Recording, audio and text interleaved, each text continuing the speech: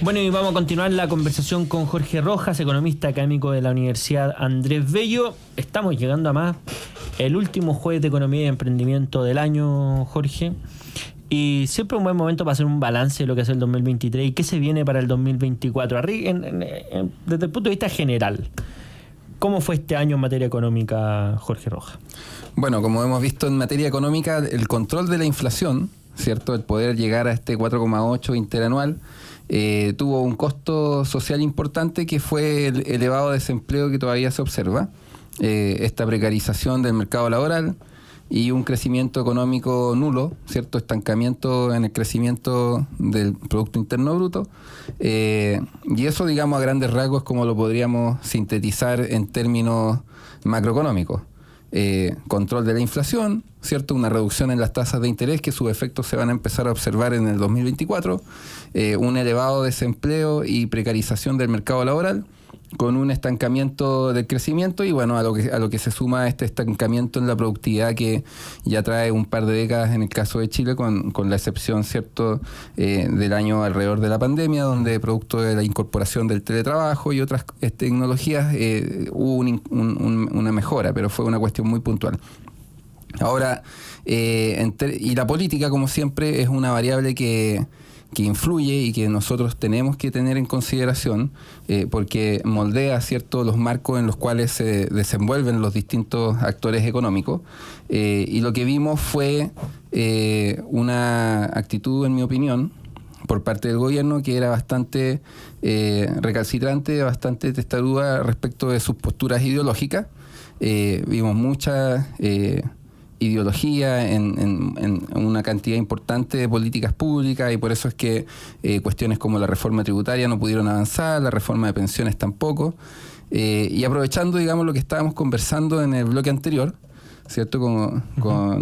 Sobre este acuerdo entre Codelco y SQM, se logra observar que pareciera que después de estar 2 años diciendo de que hay que dejar un poco la ideología de lado y ponerse más pragmático, estuviera empezando a permear esa idea del pragmatismo. Y esto lo digo porque el acuerdo que se genera entre la minera estatal y SQM muestra que tanto SQM, ¿cierto?, la minera privada, como el Estado, mandatado por Corfo, quien fue mandatado por el presidente de Chile, buscaron, es puro pragmatismo. Aquí hay pragmatismo de ambas partes, en mi opinión, tanto de SQM como por parte, ¿cierto?, de la visión del jefe de Estado, en este caso el presidente Boric. ¿Por qué? Porque probablemente para que SQM aceptara, tenía que ser un acuerdo lo suficientemente bueno para que se incentivara, ¿cierto?, esta conversación. Y para que el gobierno y probablemente el gobierno también tuvo que entregar algunos puntos. Claro. Y lo que sucede es que ya estamos a mitad de camino aproximadamente y no hay ningún resultado concreto. El tema de las pensiones sigue donde mismo, el tema de educación sigue donde mismo, el tema de salud sigue donde mismo. Entonces el gobierno entiende, en mi opinión, esto es una conjetura educada basada en la observación, ¿cierto?, del comportamiento, que en esta segunda etapa van a tener que mostrar resultados si es que quieren tener alguna posibilidad, ¿cierto?, de mantenerse gobernando después de la próxima elección presidencial.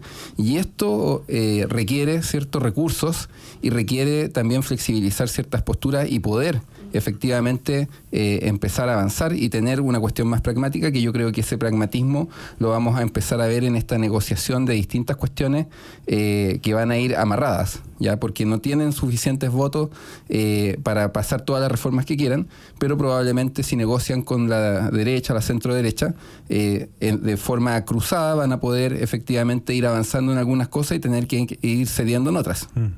Bueno, ahí, a propósito de lo que se viene el próximo año y este concepto que mencionaste del pragmatismo, ¿en qué cosa te parece que se va a ir viendo reflejada cuando vemos en paralelo que, no sé, después del plebiscito el gobierno se envalentonó y modifica su reforma a las pensiones y dice ya no es 3-3, es 3-2-1, quitándole un punto a la capitalización individual. Es decir, endurece su posición y se aleja de la oposición.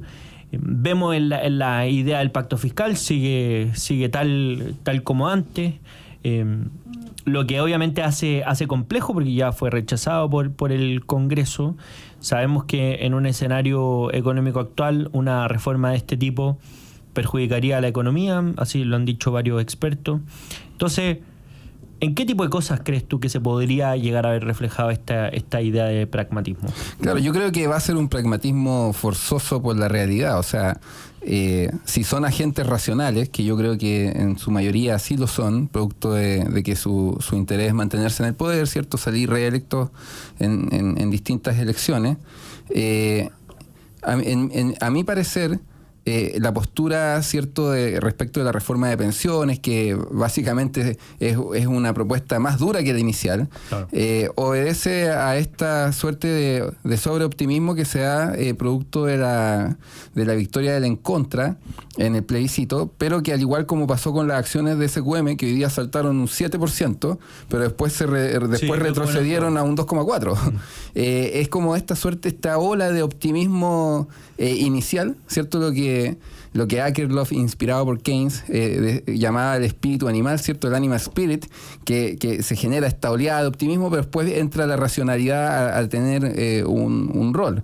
Y en ese sentido yo creo que efectivamente van a tener, porque no tienen los votos necesarios, o sea, la reforma de pensiones así como está es prácticamente imposible que sea aprobada, van a tener que flexibilizar, aunque se negocie, digamos, cruzadamente cuestiones como, por ejemplo, sistema político, que es lo que han planteado algunos integrantes de la oposición.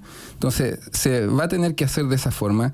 El pacto fiscal, de hecho, el ministro Grau hoy día decía de que este acuerdo, Codelco-SQM, aprovechando la contingencia, iba a traer importantes ingresos al Estado. Entonces, si efectivamente eso se estima que va a ser así, entonces, ¿por qué no flexibilizar, cierto, la postura respecto del pacto fiscal también? Claro. Porque van a contar con recursos para poder hacer, digamos, algunas de las reformas que ellos prometieron y que hasta el momento no se han visto. No entrar en el detalle de la condonación del CAE, que cada vez que hay una elección como que aparece de nuevo el tema y después de nuevo desaparece. Entonces yo creo que tiene que ocurrir eso. El país necesita volver a crecer.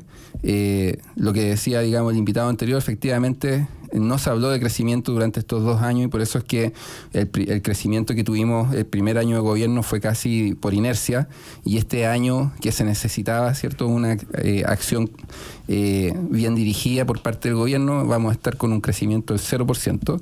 El próximo año es la oportunidad para, ojalá, exceder las expectativas que tenemos, que son de un crecimiento de un 2% durante el próximo año, aprovechando, ¿cierto?, esta reducción, este control en la inflación que va a venir acompañado de menores tasas de interés.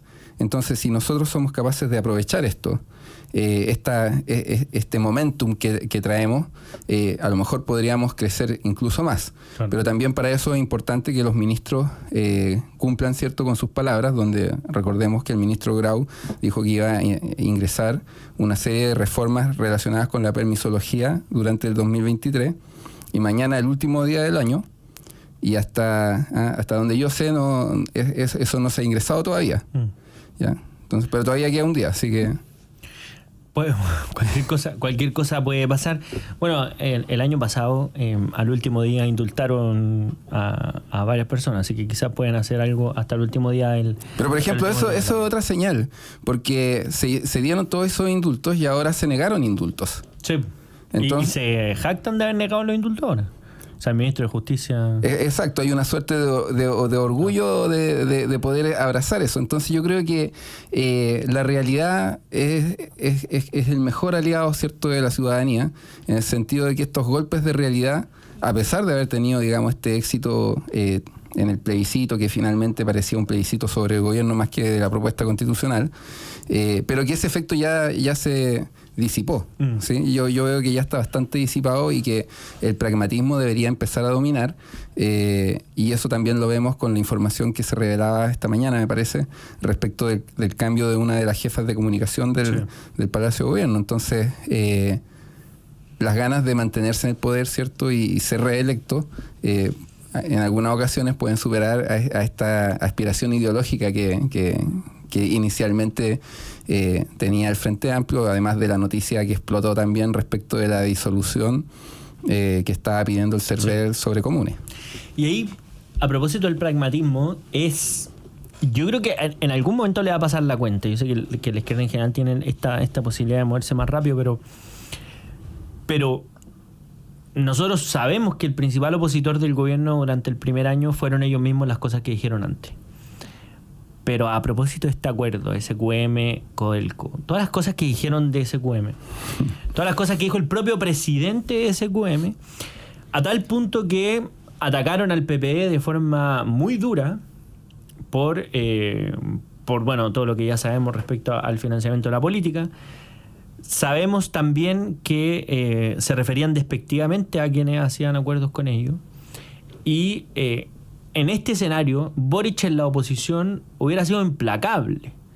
Implacable, o sea, con este acuerdo. De hecho, senadores comunistas denunciaban el acuerdo anterior que hubo entre Corfo y SQM, que le trajo un montón de ingresos extra al Estado el año pasado y antes pasado, y este año también. Es decir, hay una cuestión de fondo y que además puede terminar pasándole la cuenta porque después celebran esos acuerdos. Sí, es bien brutal. Es como cuando se negaban al estado de excepción constitucional de la Araucanía y después el gobierno celebraba que habían mejorado las cifras de seguridad gracias al estado de excepción. Pero si se opusieron todo el tiempo, decían que era militarizar el Huelmapu y ahí estaban aprobando. Bueno, es que ese tipo de comportamiento responde justamente a la función de utilidad que tienen los políticos.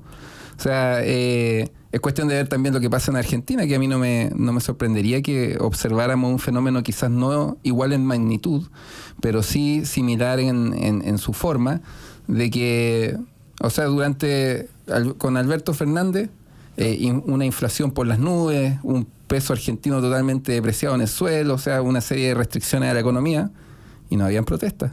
Claro. Milei, no lleva ni un mes gobernando y ya tiene récord de protesta, o sea, le protestan todos los días. Entonces, claro, eso corresponde, digamos, un poco al comportamiento que pueden tener algunos sectores, algunos grupos políticos, que esperemos que en Chile no se replique eso si es que el próximo gobierno resulta ser un gobierno de centro derecha o derecha. Tal cual. Bueno, lamentablemente se nos fue el tiempo. Te queremos agradecer, Jorge Rojas, economista y académico de la Universidad Andrés Bello. Muchas gracias por habernos acompañado en esta edición. Muchas gracias por la invitación, José Francisco. Y nosotros nos vamos a una breve pausa y a la vuelta, el bloque donde leemos y escuchamos la opinión de nuestros auditores.